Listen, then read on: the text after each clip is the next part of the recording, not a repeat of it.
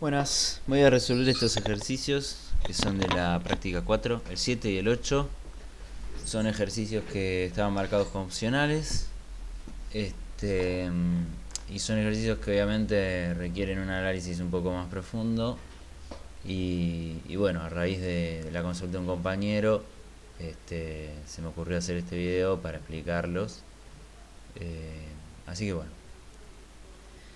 inténtelo si quieren primero, por ahí, para no spoilearse la oportunidad de intentarlo y de llegar a algo, aunque sea algo erróneo.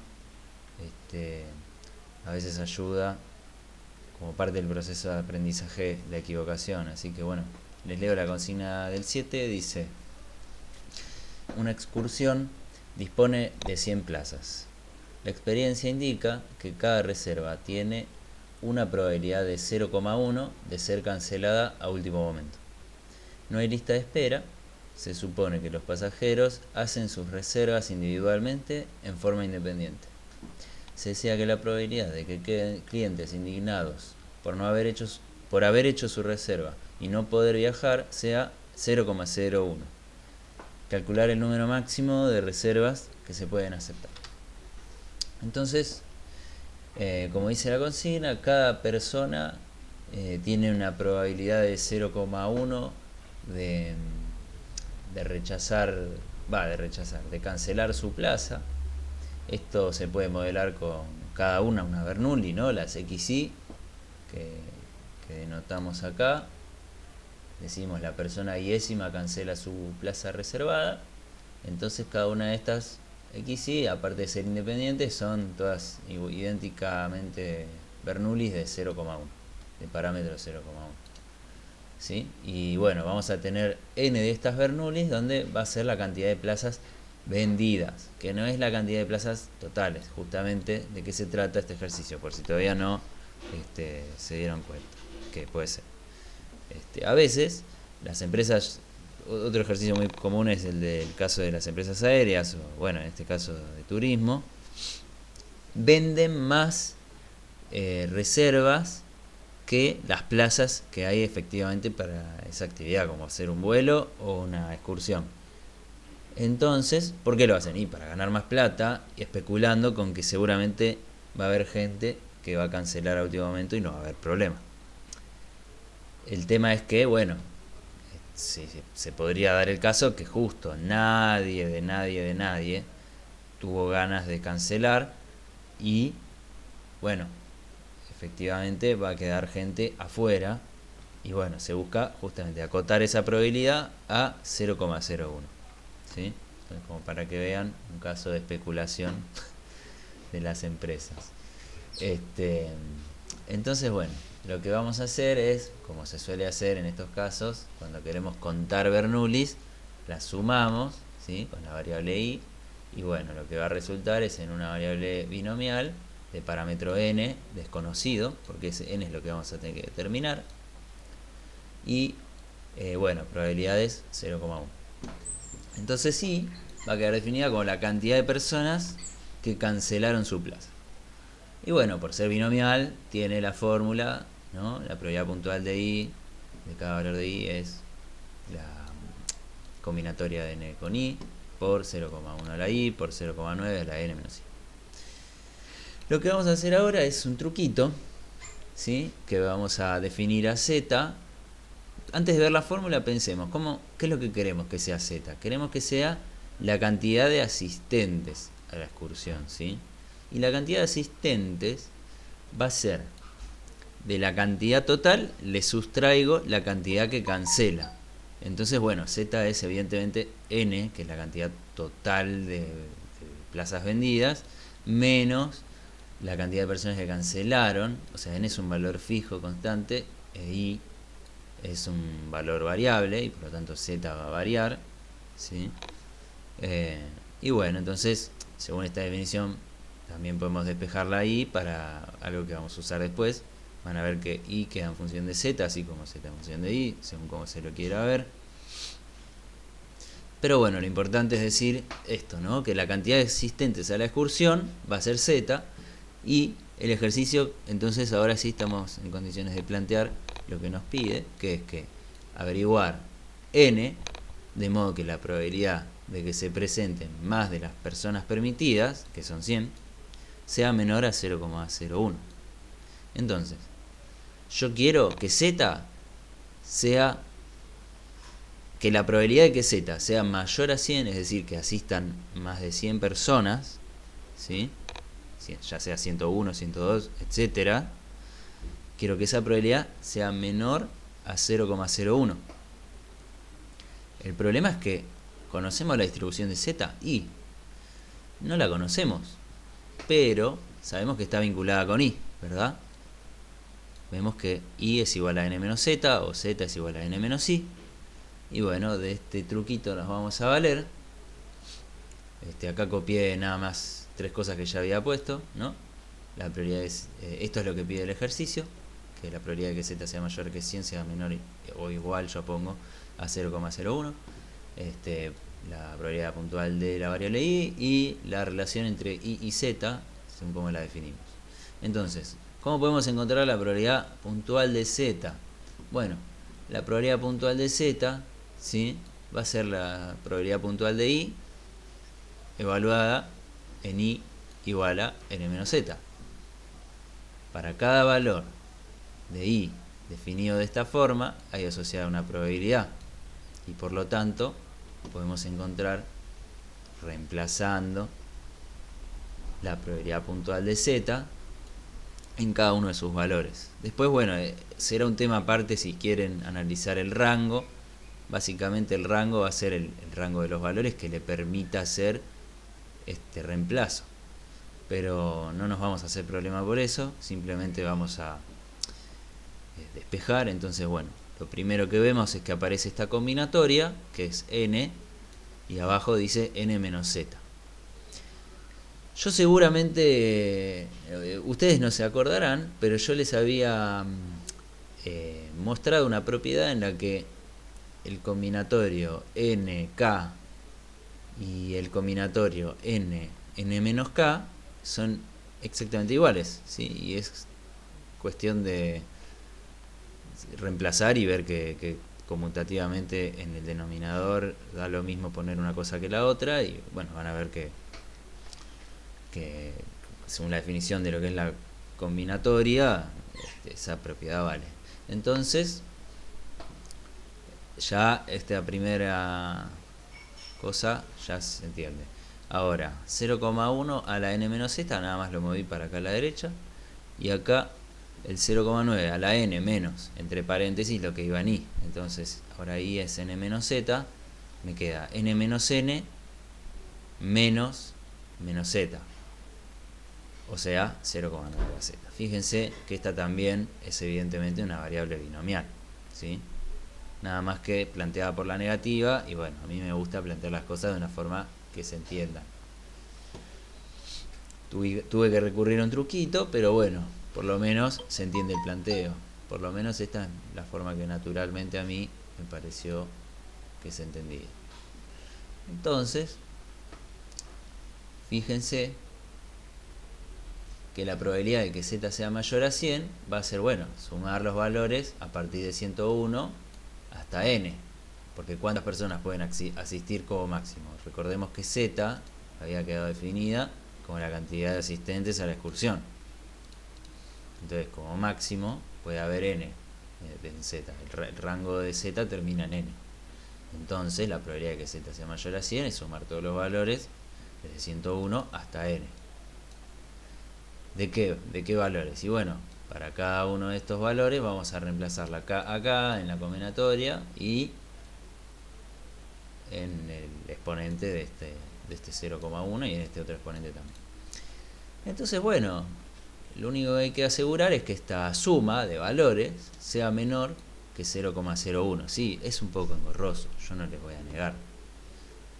Pero la verdad que si uno se pone a pensar, dice, bueno, esto es una probabilidad baja. Si uno empieza a probar, voy probando n igual a 101, voy probando n igual a 102, y a ver qué pasa, con qué valor de n ya me paso esta probabilidad. Y bueno, eso es efectivamente lo que yo hago acá, ¿no? con n igual a 101 hago toda esa cuenta y me da un número chiquitísimo. N igual a 102 veo que se empieza a agrandar, con paciencia calculo n igual a 103, n igual a 104 y ¿qué pasa? N igual a 105 me pasé, ya no cumplo esta condición, con lo cual como máximo voy a poder vender 104 entradas para la excursión para esta probabilidad y bueno, bajo estos supuestos de este modelo, por supuesto. Así que bueno, eso es el ejercicio 7.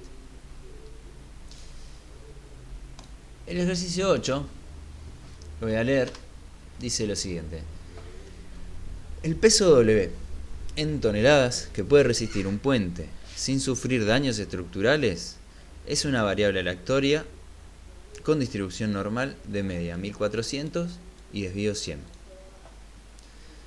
El peso en toneladas de cada camión de arena es una variable aleatoria de media 20 y desvío 0,25. ¿Cuántos camiones de arena debe haber como mínimo sobre el tablero del puente para que la probabilidad de que ocurran daños estructurales supere 0,1? Bueno, empezamos entonces por la parte más sencilla, que es definir los pesos de cada camión, poniéndoles un subíndice. Asumimos que son independientes, ¿sí? Esto es algo que no lo dice el enunciado. Bueno, a veces tenemos que asumir, por ahí si no lo aclaramos no pasa nada, pero no está de más recordar que estos modelos asumen independencia. Entonces, vamos a recordar que la esperanza de cada uno de estos camiones eran 20 toneladas y la varianza, bueno, es el desvío al cuadrado, 0,25 al cuadrado. ¿Sí? Entonces, cuando definamos la variable Q, que va a ser la suma hasta n camiones, va a ser el peso total de los n camiones de arena, porque cada una de estas XY era el peso de un camión. Noten que acá estoy aplicando el teorema central del límite, ¿sí? Con el criterio de que n sea mayor a 30, pero bueno, podría haber otros criterios desde ya. En la materia estamos viendo que n sea mayor a 30 para hacer las cosas más sencillas. Entonces, si se cumple eso, y por ser todas idénticamente distribuidas e independientes, lo que sucede es que la suma de esas variables va a ser aproximadamente normal, y bueno, de estos parámetros, que es n por la media de cada una de esas variables y n por la varianza de cada una de esas variables. Ahora pongamos un punto y aparte y vamos a hablar del peso que puede resistir el puente. Entonces la W nos la dan definida de esta forma. Yo nada más transcribí lo que decía el enunciado. Es el peso que puede resistir el puente sin sufrir daños estructurales, y es una variable normal, como dice el enunciado, de media 1400 toneladas y varianza 100 al cuadrado, porque 100 era el desvío. Entonces lo que lo que pide como consigna es buscar el mínimo n, de modo que la probabilidad de que el peso total de los camiones supere a W, que es el peso que puede resistir el puente sin sufrir daños estructurales, sea al menos 0,1. Es decir, ¿cuántos camiones le tengo que poner a este puente para que la probabilidad de que sufra daños estructurales sea por lo menos 0,1? ¿no? Entonces busco el primer valor de n que cumpla esto. Digamos, si 200 camiones cumplen, es como trivial, ¿no? Porque estoy poniéndole muchísimo más peso del que pueda aguantar. Ahora yo quiero saber cuántos camiones como mínimo le tengo que poner para que se cumpla esa probabilidad. Entonces, bueno, lo que está pidiendo, pasado a matemática, pasado a notación, sería la probabilidad de que Q, que es el peso total de los camiones, de los n camiones, supere a W, que es el peso que se puede aguantar, sea mayor a 0,1. Y bajo esta condición voy a buscar el menor n que la cumple. ¿Sí? Entonces, Fíjense que yo puedo nada más acá en esta desigualdad restar la variable w a ambos lados. Hasta ahí no estoy haciendo nada extraño. Y bueno, podemos redefinir esta resta como t, ¿sí? Esa era la idea, la intención de restar era poder redefinir una nueva variable t. ¿Y qué pasa? Vamos a necesitar la distribución de t, pero también sabemos que q es aproximadamente normal y w es normal, ¿sí? Entonces, no sé si recordarán, existe una propiedad de las normales, de las distribuciones continuas normales, que es que la combinación lineal de una serie de variables normales independientes, ¿sí? La distribución de esa combinación lineal se puede obtener y bueno, sigue cierta fórmula que ahora no es el tema, pero bueno, lo pueden revisar en los apuntes. Yo acá simplemente aplico la formulita. Entonces, su distribución, voy a poner es aproximadamente normal porque la de Q era aproximadamente normal, entonces para respetar eso seguimos hablando de una aproximación.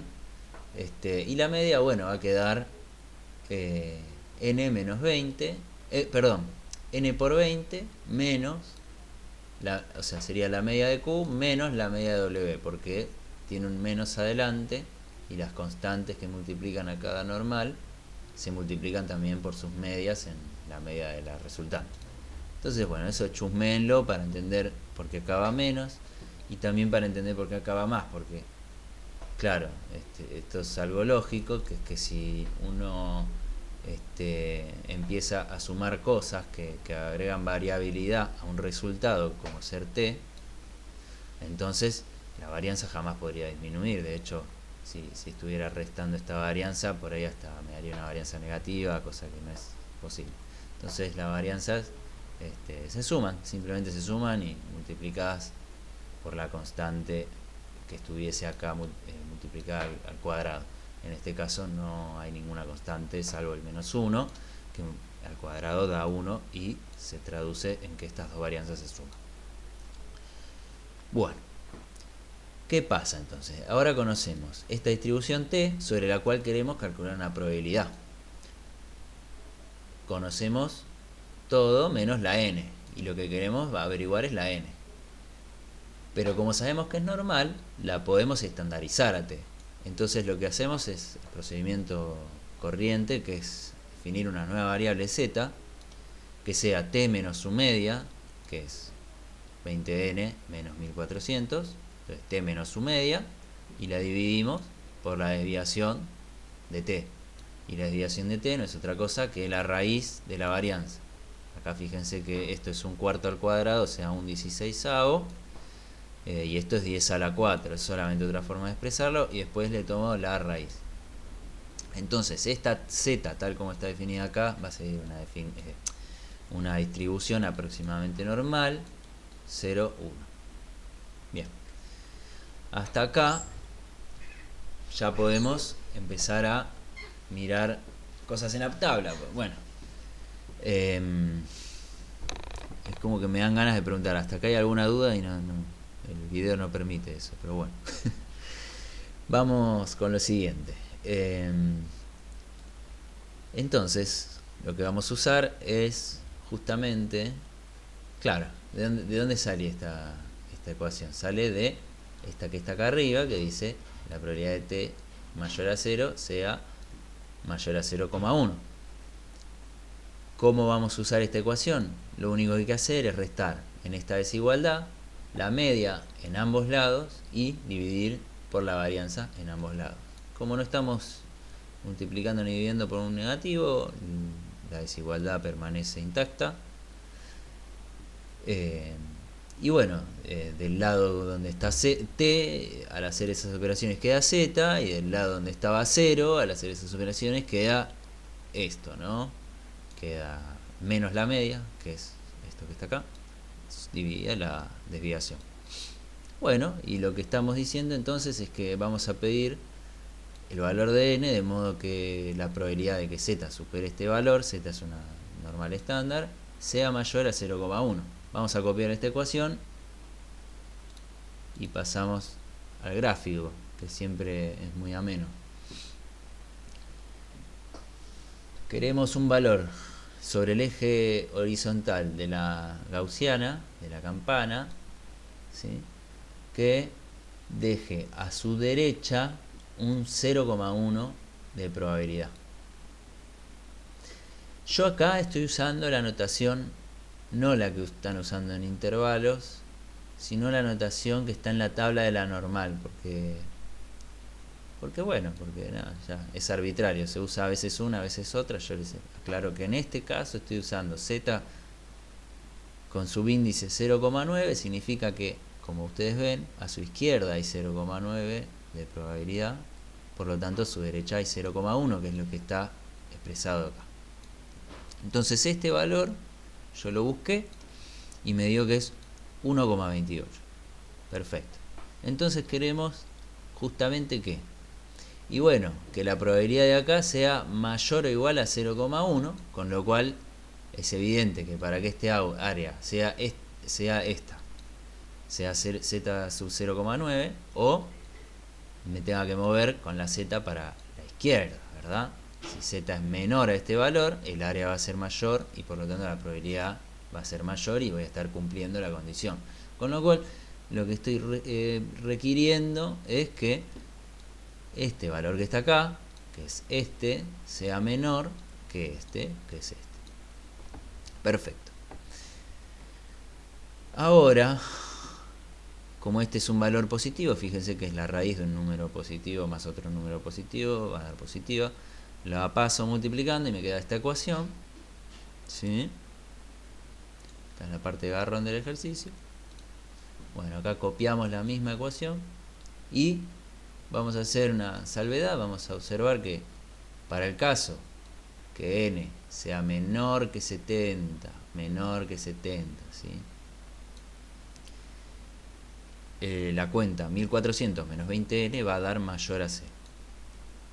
Con lo cual, 1400 menos 20n va a dar positivo de este lado de la desigualdad. Y acá tengo un número positivo, multiplicado por algo positivo, también va a dar positivo. Si tengo dos cosas positivas en una desigualdad, está permitido hacer al cuadrado en ambos lados. Pero fíjense que la restricción de que n sea menor a 70 va a estar jugando acá, y lo vamos a poder ver después también. Simplemente tengan en cuenta que si n fuera mayor a 70, todo este desarrollo que sigue no tendría ninguna validez. Así que bueno, aplicando entonces el cuadrado de un binomio, o sea, primero elevando al cuadrado, ¿no? Cuando elevo 1,28 cuadrado me da esta fracción, cuando elevo la raíz me queda sin la raíz, y cuando elevo este lado me queda el binomio elevado al cuadrado, que desarrollado me da 1400 al cuadrado menos 56.000n más 400n cuadrado. Bueno, y de este lado me queda menor, que ya distribuyo esta fracción con ambos términos y me queda 0,124n. Este valor va a ser muy anecdótico en comparación al 56.000. Y al distribuir la fracción con el 10 a la 4 me da 16.384. Lo único que voy a hacer ahora es pasar estos dos términos restando y agrupar todo en una cuadrática en función de n, ¿sí? Voy a tener 400n cuadrado menos 56.000,1024n más 10. ¿Cuánto es esto? 194.000, no, 1.943.616.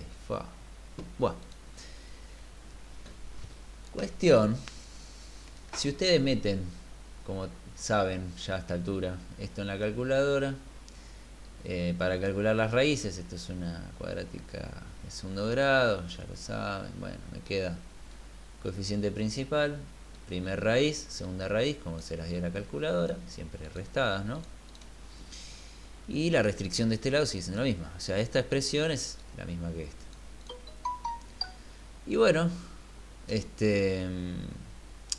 ¿qué pasa? Tenemos un coeficiente principal positivo, la cuadrática mira para arriba y tenemos dos raíces, con lo cual podemos hacer un gráfico esbozado, ¿no? Y bueno, vemos que esta curva en su imagen es menor a 0 en el intervalo que está entre las dos raíces. Finalmente, lo que tenemos que buscar es un n entero, porque no podemos cargar 63,6 camiones sobre el puente. Entonces, o tomamos 63 o tomamos 64. Si tomamos 63 no cumplimos, porque estamos del lado donde no es menor a 0 esta expresión, es mayor a 0, no cumple nuestra condición. Elegimos n igual a 64, que es el mínimo, que cumple, y bueno, fíjense ya que después nos vamos alejando, y ya por ahí n dejando de ser menor a 70, ya esta parte de la curva ni siquiera tiene ningún sentido con nuestro enunciado, ¿verdad? Ni siquiera tiene un correlato con la realidad, ni sentido con nada, simplemente es una parte de la parábola que no debiéramos analizar, ¿sí? Porque todo el desarrollo de la cual la obtuvimos depende de que n sea menor a 70. Así que bueno, este es el motivo por el cual n da 64 en el ejercicio 8. Espero no haberme equivocado en alguna cuenta, pero el razonamiento supongo que es este. Si alguien tiene alguna objeción, siempre puede hacerla. Bueno, sin ganas de alargarla mucho más, les mando un abrazo, mándenme sus dudas, como siempre. Y bueno, y estudien.